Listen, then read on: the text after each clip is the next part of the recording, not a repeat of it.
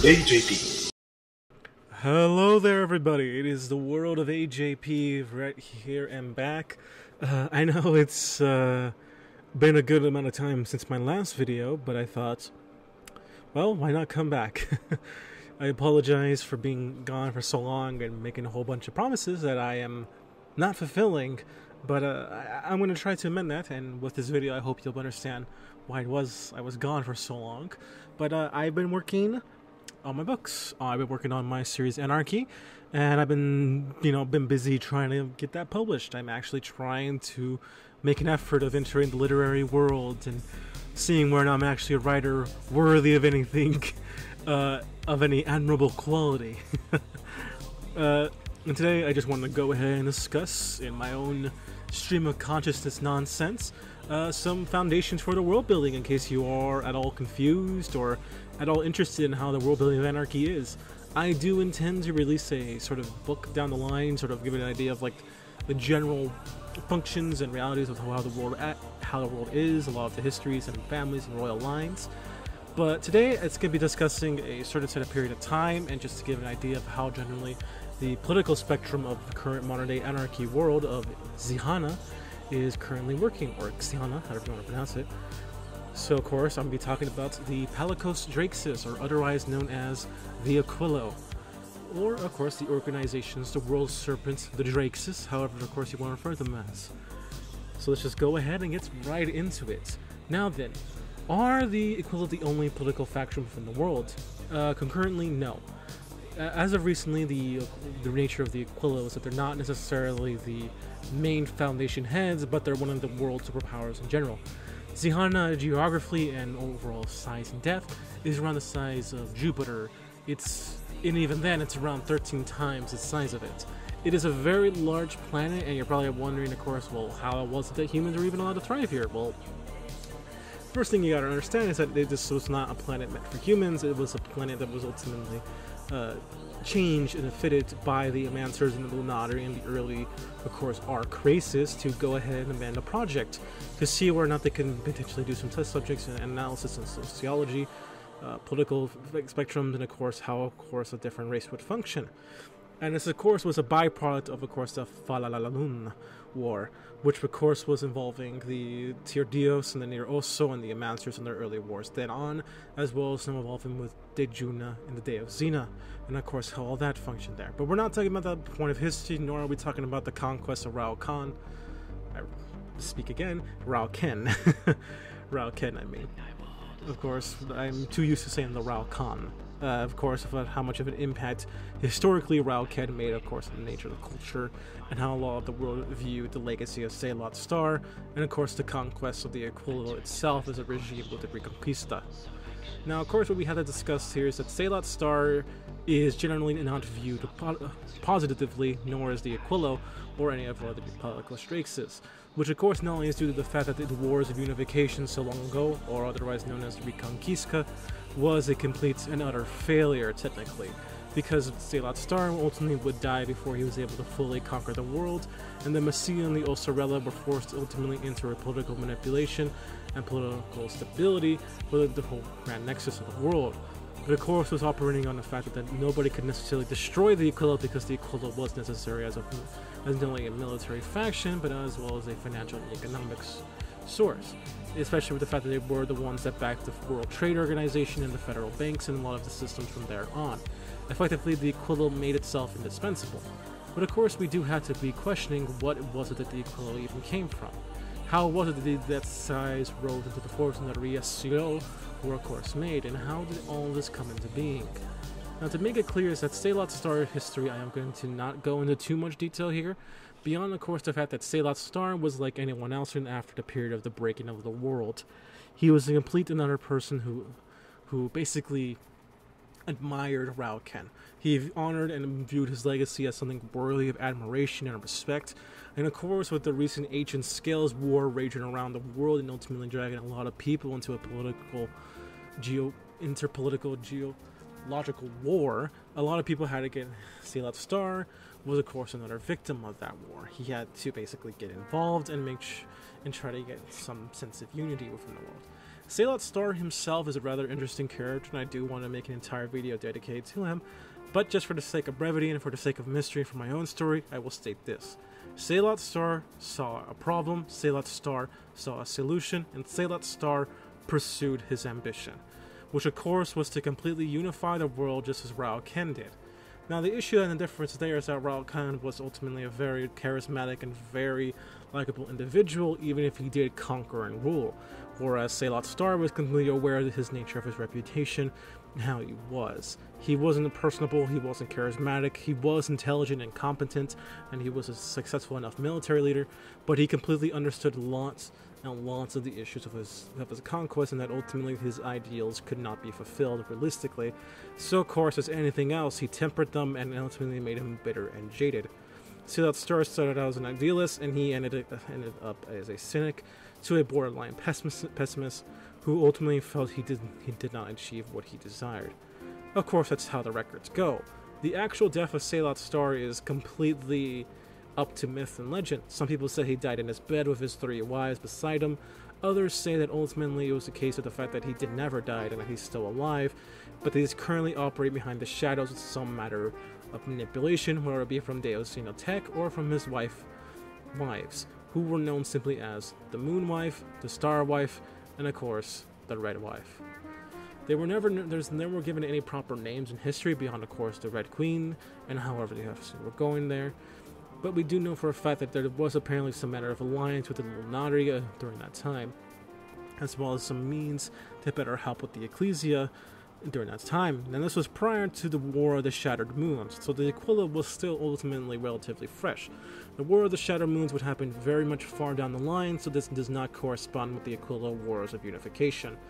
There was no necessity from here on out to do this. It was just a clear case that Sailot Star saw a problem.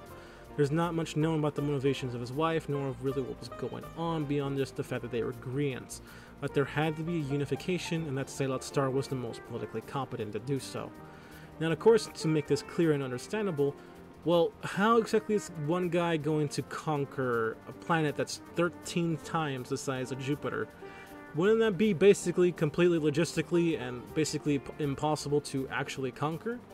Well, that's one of the reasons as to why there was so much war during Rao Ken's empire, but he was basically viewed as basically the greatest king to have ever lived, because he was just that charismatic. He was just viewed as a man who brought stability and unity because of his own nature of brawn and mythical godliness. He was basically the ultimate Chad.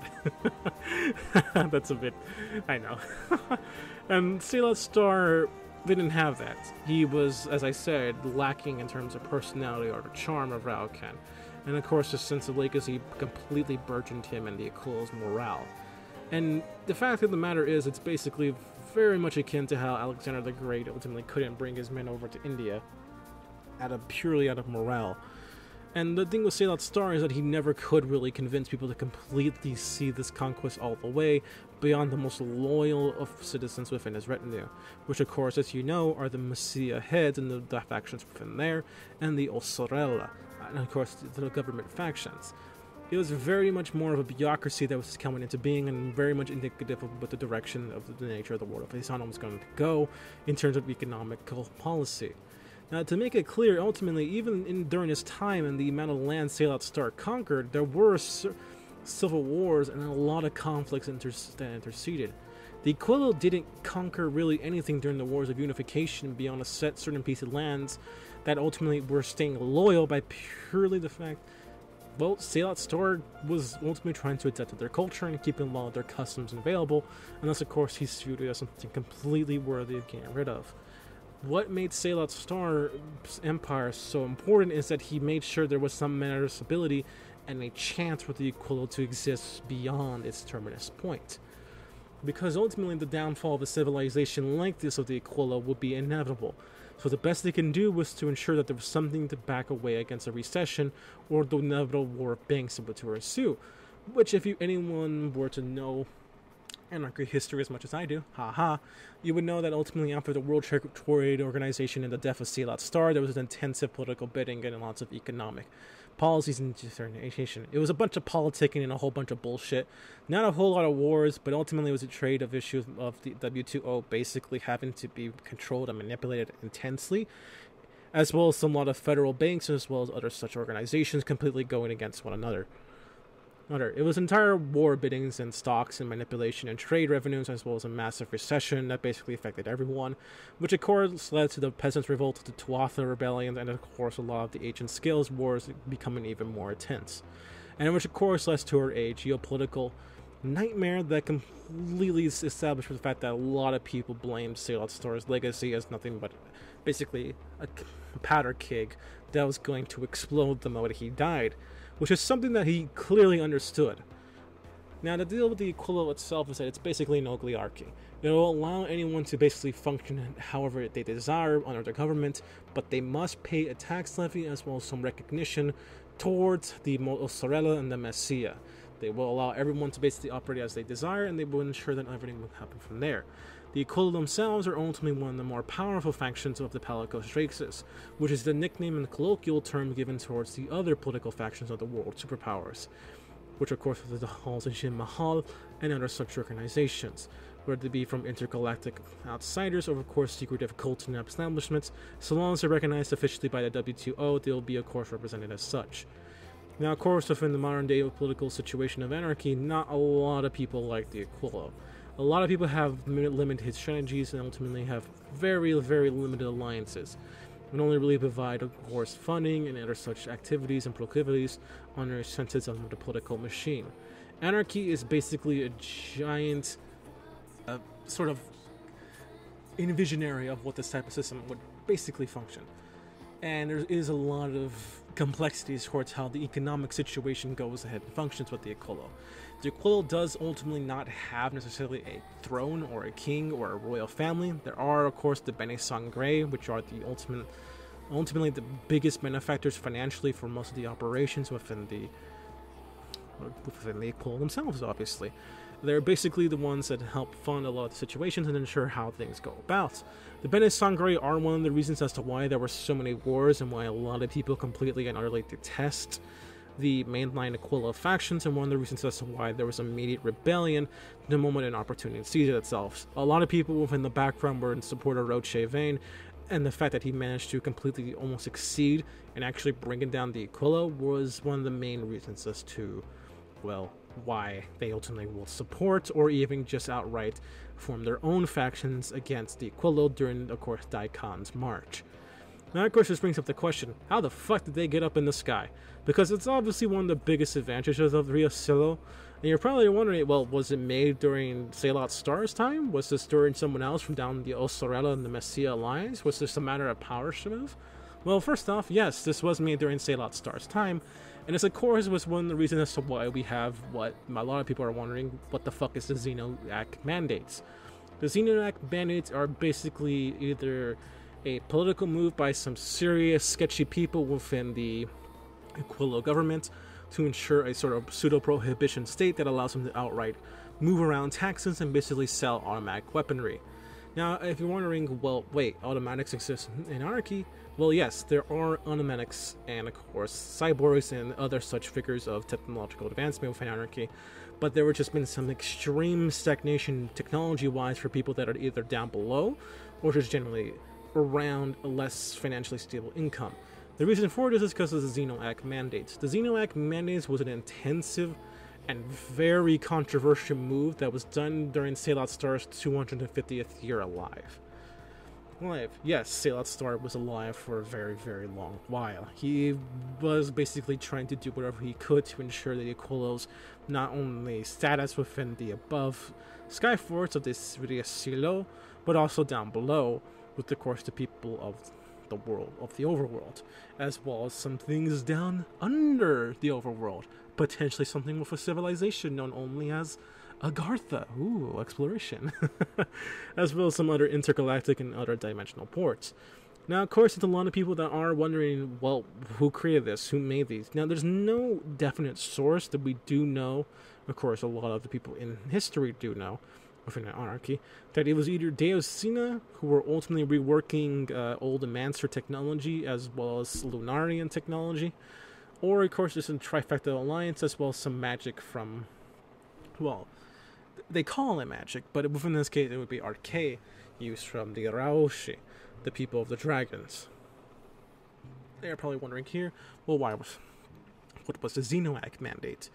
The Xenoac mandate was, of course, by a Deus Xeno, by, of course, that name, Xenoac. He was ultimately the man who stated that automatics would lead humanity down a very, very dangerous road, and that there should be immediate restrictions against not only automatics, but also a lot of nuclear weaponry that could have potentially existed by then. This, of course, was done by purposeful censorship by the Masters, and was ultimately agreed by the people of the Ark. So, alongside the Juna were also a part of this. Now, a lot of people are wondering, well, why was this? Why was this the case that ultimately humanity even agreed with this beyond, of course, the benefit of garnering support? Well, the reason for this is because they welcomed the Skyforts, apparently. The Skyforts would basically be a symbol of power, and they, of course, could use however they wanted. They would have laser technology, as well as defenses against any potential threats down below, and they could ultimately establish a civilization and showcase a power that they were worthy of respect. They are strutting and living amongst the clouds and have an artificial stratosphere and atmosphere that guarantees that they can live up here permanently, and potentially they can, well, explore the stars and move beyond Oceania.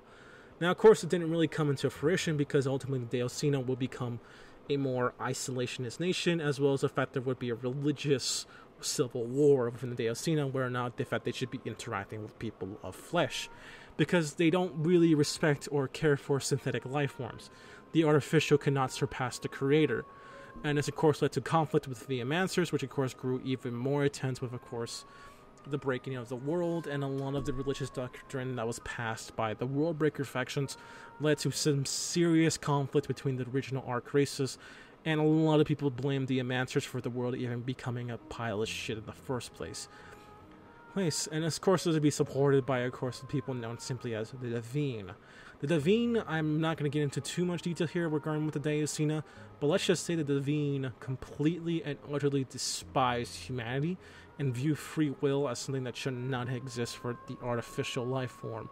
It should only exist for that of the God creator, the being that brought into existence. For the moment that you give man any sense of freedom, you give them as they were any matter of flame. The means to burn and the means to create, and lords above the stars of chaos, they will bring only fire.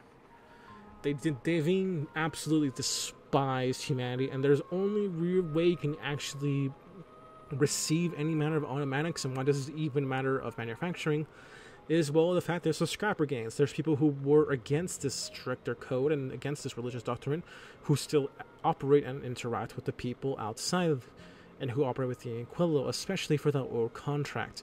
Now, that doesn't mean necessarily they even operate with the Aquello anymore, as a lot of people viewed Salat Star as the only thing keeping these political alliances together. And the major thing you gotta understand with the Aquello is that it effectively is a bureaucracy to its core.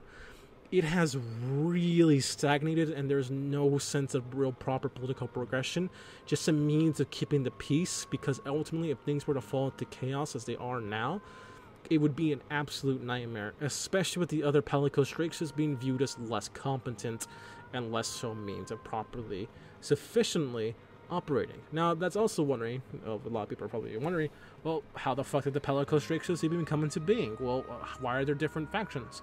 Salat Star completely understood the fact that he could not conquer the world, nor could he keep everything politically aligned to the Aquello. That's just a fucking impossibility. That's not how people work. And basically, he formed alliances with the factions outside with these other continents, especially within the regions that they were able to explore, that were, well, written up by Rao Ken. They, of course, had a lot of respect for, of course, the legacy that Salat Star was trying to bring up, and then, of course, he would allow them to be completely politically independent as their own sovereign nation. This, of course, allowed them to be spread across most of the world, and they were allowed to trade and other such things. The major problem, especially with the fact that we're using Ketanera technology that allowed them to teleport easily with the Dio stones, they were able to move around a lot quicker and politically barter, which of course is one of the means of access. The problem here, of course, is the fact that not everyone's going to respect the legacies that come after. They completely utterly viewed Salat Star and the Aquello as just generally a political faction that needs to be removed, and are far too politically ambitious for their own good. Similarly, there's also the issues with the fact that, well, people don't know anything about the Dark Continent, and a lot of people feel there's a lot of prejudice between the Cielians, the people of the sky, as well as the people of the ground, the overgrowth, the people of Sihana. They believe they're too proud to hold anything bright, and they believe the Star's Will Doctrine has completely and utterly made the racial and societal classes completely revolt against each other. And this did break into some serious revolt, and it's one of the reasons why the Unspoken even came into being. The Unspoken were basically a response to some severe political digressions that were happening not only just below, but on the sky. It's one of the reasons why there's so many pirates republics, why there's sky ships, why there's sky nations, why there's pirate nations, why there's so many, why the Aquello completely fell apart, and the coalition front was completely abandoned the moment Daikon marched. People do not like the Aquello, especially for some of the war crimes and atrocities that were committed under Salat Star's campaigns of the Wars of Unification. They view it as a weak sovereign nation, and they don't want to interact with them anymore. And they seek to basically burn them. Now, of course, the Aquello itself is perfectly aware of this, and the Bene Sangre are even more so aware of this. It's one of the reasons why the Aquello are trying to do everything they can to completely and utterly dominate.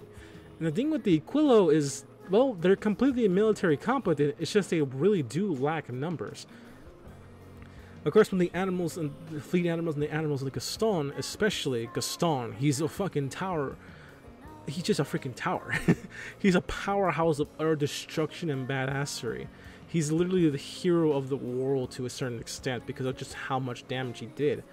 But of course, this morale would fade the moment Roche Vane came into power and the slaves revolt would occur. And the world would be broken not just once, not just twice, but 3 other separate times. And with Daikon marching, well, people just kind of see it as the opportunity to break the Aquello at long last. Especially those who were just weary political nations that felt like they were getting screwed over in a lot of their operations. Nansei Kui and Monte Okum and a lot of people of the Jade just outright fucking hated them because of what the effects of the ancient skills, well, the damage that was done there, and the fact that they had to play fancy and completely wear the false and fox smiles for so long. Those old grudges were abided and made more intense because Salat Star completely and utterly disrespected the nature of familial blood as well as political sovereignty. They wanted to fucking burn each other, and he completely denied that to them. And Salat Star obviously, well, he tried his best, really. Rao Kane was ruling by charisma alone, but and the fact that a lot of people were able to like him, Salat Star was basically completely screwed over since the beginning. Now, of course, it leaves up to the question, does the Aquello even deserve to thrive anymore?